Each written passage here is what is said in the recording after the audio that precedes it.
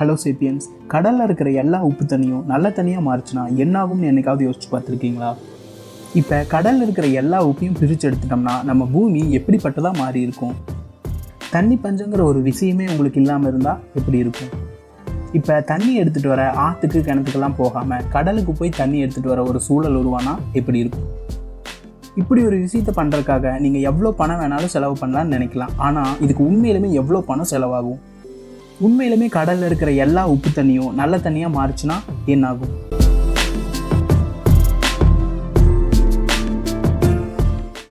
இப்போ நீங்கள் தெரிஞ்சுக்க வேண்டிய முதல் விஷயம் என்னென்னா, கடல் தண்ணி எப்படி உப்பு தண்ணியாக மாறுச்சுன்னு.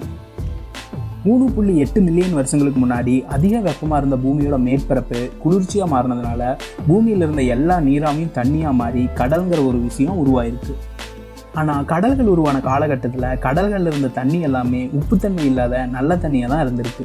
ஆனால் அது ரொம்ப நாளைக்கு நீடிக்கலை. ஏன்னா ஒவ்வொரு டைம் மழை பெய்யும் போதும் காற்றுல இருக்கிற கார்பன் டை ஆக்சைடு மழை தண்ணியில் கலக்கிறனால மழை தண்ணி ஆசிட் தன்மை இருக்கிற தண்ணியாக மாறிடுது. அது மட்டும் இல்லாமல் மழை தண்ணி பாறைகள் மேலே விழும்போது பாறைகளில் இருக்கிற உப்புத்தன்மையும் மழை தண்ணியால் அரிக்கப்பட்டு ஆறுகளில் கலக்குது. அப்புறம் இந்த மழை தண்ணி எல்லாமே ஆறுகள் வழியாக கடலுக்கு போகிறதுனால ஆறுகளில் இருக்கிற பாறைகள்னாலையும் மழை தண்ணி உப்புத்தன்மையுடையதாக மாறுது. கடைசியாக இந்த எல்லா தண்ணியும் கடலில் கலக்கிறதுனால இப்போ கடல் தண்ணி உப்புத்தன்மை இருக்கிற தண்ணியாக மாறிடுது. அது மட்டும் இல்லாமல் கடலுக்கு அடியில் இருக்கிற சில எரிமலைகள் வெடிக்கிறதுனாலையும் கடல் தண்ணி உப்புத்தன்மையுடையதாக மாறுது. ஸோ இது 3.8 மில்லியன் வருஷங்களாக தொடர்ந்து நடந்துட்டு இருக்கிறதுனால இப்போ கடல் தண்ணி இந்த அளவுக்கு உப்புத்தன்மையுடையதாக மாறி இருக்குங்கிறத தெரிஞ்சுக்கோங்க. இந்த சுழற்சி தொடர்ந்து நடந்துகிட்டே இருக்கிறதுனால இன்னும் பல வருஷங்கள் கழித்து கடல் தண்ணியில் இருக்கிற உப்புத்தன்மை இப்போ இருக்கிறத விட இன்னும் அதிகமாக இருக்கும். பொதுவாக கடல் தண்ணியில் உப்பு இருக்குன்னு உங்களுக்கு தெரியும். ஆனால் எவ்வளோ உப்பு இருக்குன்னு உங்களுக்கு தெரியுமா? கடலில் இருக்கிற ஒட்டுமொத்த உப்பையும் பூமி ஃபுல்லாக கொட்டி வச்சோம்னா இதோட ஹைட்டு 40 மாடி பில்டிங்ஸோட ஹைட் எவ்வளோ இருக்குமோ அந்த அளவுக்கு இருக்கும்னு சொல்கிறாங்க. ஸோ நீங்களே இமேஜின் பண்ணி பார்த்துக்கங்க, ஒட்டுமொத்த பூமியிலையும் எவ்வளோ அளவு உப்பு இருந்துகிட்ருக்குங்க. பொதுவாக பூமியில் இருக்கிற 97% தண்ணியும் உப்பு கலந்த தண்ணியாக தான் இருந்துகிட்ருக்கு. ஆனால் இது எல்லாமே ஒரு வகையான காரணத்துக்காக தான் இருந்துகிட்ருக்குங்கிறத தெரிஞ்சுக்கோங்க. ஓகே, இப்போ இதெல்லாம் இருக்கட்டும். கடலில் இருக்கிற எல்லா உப்பையும் பிரித்து எடுத்துட்டோம்னா நம்ம பூமிக்கு என்ன ஆகும்னு இப்போ உங்களுக்கு கேள்வி வரலாம். ஸோ என்ன ஆகுங்கிறத இப்போ பார்க்கலாம். ஒருவேளை எல்லா கடல்லையும் உப்பு இல்லாத நல்ல தண்ணி மட்டுமே இருந்துச்சுன்னா கண்டிப்பாக அது கடவுள்னால் கொடுக்கப்பட்ட ஒரு கிஃப்டாக தான் இருக்க முடியும். ஆனால் ஒட்டுமொத்த உலகத்தில் இருக்கிற 1/3 பகுதி மக்களுக்கு 2025 தண்ணி பற்றாக்குறையினால பிரச்சனைகள் வரும்னு இப்போவே சில சயின்டிஸ்டெல்லாம் சொல்லியிருக்காங்க. அது மட்டும் இல்லாமல் இப்போ நம்ம யூஸ் பண்ணிட்டு இருக்கிற தண்ணியோட அளவும் ஒவ்வொரு வருஷத்துக்கும் டபுள் ஆகிட்டே போகுதுன்னு சில சயின்டிஸ்டெல்லாம் சொல்லியிருக்காங்க. ஸோ இது எல்லாத்தையும் வச்சு பார்க்கும்போது கடல் தண்ணியை நல்ல தண்ணியாக மாற்றுறது நல்ல விஷயம் தான்னு நீங்கள் நினைக்கலாம். ஆனால் கண்டிப்பாக நல்ல விஷயம் இல்லைங்கிறத தெரிஞ்சுக்கணும். ஏன்னா உப்பு இல்லாத கடல் இனங்களோட வாழ்க்கையை மட்டும் அழிக்கிறது இல்லாமல் பூமியோட நார்மலான வாழ்க்கையும் மொத்தமாக அழிச்சிடும். இதனால பூமியோட கிளைமேட்டு அப்புறம் டெம்பரேச்சர் ரைஸ் ஆகிறது மாதிரியான பிரச்சனைகள்னால பூமி மனிதர்கள் வாழ தகுதி இல்லாத ஒரு இடமா கூட மாற வாய்ப்பு இருக்குது. அப்புறம் கடலில் கிட்டத்தட்ட 22,84,500 உயிரினங்கள் கிட்ட உயிர் வாழ்ந்துட்டு இருக்கு. ஒருவேளை கடலில் இருக்கிற எல்லா உப்பையும் பிரித்து எடுத்துட்டோம்னா இந்த கடல் உயிரினங்கள் எதையுமே உங்களால் இப்போ பார்க்க முடியாமல் கூட போகலாம். ஏன்னா பொதுவாக சில வகையான உயிரினங்கள் உப்பு தண்ணியில் மட்டுமே உயிர் வாழக்கூடியதாக இருந்துகிட்ருக்கு.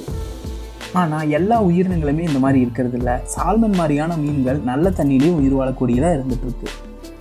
ஆனால் உப்பு தண்ணியில் மட்டுமே வாழ்கிற உயிரினங்கள் எல்லாமே இப்போ கண்டிப்பாக அழிஞ்சு போயிருக்கும். இது கூடவே கடலில் இருக்கிற பாசிகள் எல்லாமே அழிஞ்சு போயிருக்குங்கிறத தெரிஞ்சுக்கோங்க.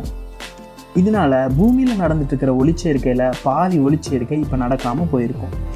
ஆனால் இந்த பாசிகள்னால நடந்துட்டு இருக்கிற ஒளிச்சேர்க்கை தான் பூமிக்கு ஆக்சிஜனை கொடுக்கறதுல முக்கியமான ஒன்றா இருந்துட்டு இருக்குங்கிறத தெரிஞ்சுக்கணும். இப்போ மரங்களும் செடிகளும் கார்பன் டை ஆக்சைடை தொடர்ந்து வெளியிட்டு இருக்கிறதுனால பூமியில் ஆக்சிஜனோட அளவு கம்மியாகி கார்பன் டை ஆக்சைடோட அளவு அதிகமாகி இருக்கும். ஸோ இந்த எஃபெக்டை தான் க்ரீன் ஹவுஸ் எஃபெக்ட்னு சொல்கிறாங்க. இப்போ இந்த க்ரீன் ஹவுஸ் எஃபெக்ட்னால பூமியில் இருக்கிற நிறைய இடங்கள் அதிகமான வெப்பத்தில் பாதிச்சிருக்கிறதையும் உங்களால் பார்க்க முடியும். குறிப்பாக பூமியோட பூமத்திய ரேகைக்கு பக்கத்தில் இருக்கிற சில இடங்கள் அதிக வெப்பமுள்ள இடங்களாக மாறி இருக்கும். அப்புறம் பூமத்திய ரேகையில் இல்லாத இடங்கள், அதாவது கார்னரில் இருக்கிற இடங்கள் எல்லாமே இப்போ அதிகமான குளிர்னால உறைஞ்சு போயிருக்கும். இப்போ பூமத்திய ரேகையை சுற்றி மோசமான கிளைமேட் இருந்துட்டு இருக்கிறதுனால இங்கே அடிக்கடி சூறாவளிகள் மாதிரியான பிரச்சனைகள் ஏற்பட்டு பூமி மோசமான ஒரு இடமா மாறி இருக்கும். அப்புறம் நம்ம பூமியோட கிளைமேட்டு வெதரெல்லாம் நம்ம இவ்வளோ நாளாக பார்த்துட்டு இருந்த மாதிரி இல்லாமல் மொத்தமாக மாறி இருக்கிறதையும் உங்களால் பார்க்க முடியும். இப்போ இந்த எல்லா மாற்றத்தையும் பார்க்குறக்கு நம்ம எவ்வளோ நாள் உயிரோடு இருப்போம்னு இப்போ உங்களுக்கு கேள்வி வரலாம். ஆனால் கண்டிப்பாக ரொம்ப நாள் இருக்க முடியாதுங்கிறத தெரிஞ்சுக்கோங்க. ஏன்னா பூமியில் ஏற்பட்ட அதிகமான வெப்பத்திலேயோ இல்லை அதிகமான குளிர்லேயோ நம்ம எல்லாரும் அழிஞ்சு போயிருப்போம். இல்லைனா ஏதாவது ஒரு இயற்கை பேரழிவில் சிக்கி அழிஞ்சு போயிருப்போம். இப்போ பூமியோட கம்மியான ஒளிச்சேர்க்கை, அதிகமான குளிர், அதிகமான வெப்பம் மாதிரியான பிரச்சனைகள்னால பூமியில் இருக்கிற எல்லா தாவரங்களும் இப்போ மொத்தமாக அழிஞ்சு போயிருக்கும். இதனால் நம்ம உலகத்தோட மொத்த உணவு பரிமாற்றமும் இப்போ பாதிச்சிருக்கும். இப்போ உணவுகள் பற்றாக்குறையினால மனிதர்கள் உட்பட பெரும்பாலான உயிரினங்களும் இப்போ அழிஞ்சு போயிருக்கும். ஏன்னா நம்ம வாழ்க்கைக்கான மொத்த உணவுகளுமே இந்த ஒரு பேரழிவில் அழிஞ்சு போயிருக்கும். ஸோ கடலில் உப்பு இருந்துட்டு இருக்குங்கிறது ரொம்ப ரொம்ப முக்கியமான ஒரு விஷயங்கிறத தெரிஞ்சுக்கோங்க. தேங்க்யூ ஃபார் வாட்சிங். சப்ஸ்கிரைப் டு என்னாகும். இந்த வீடியோ உங்களுக்கு பிடிச்சிருந்தா மறக்காமல் லைக் பண்ணி கமெண்டில் தெரியப்படுத்துங்க.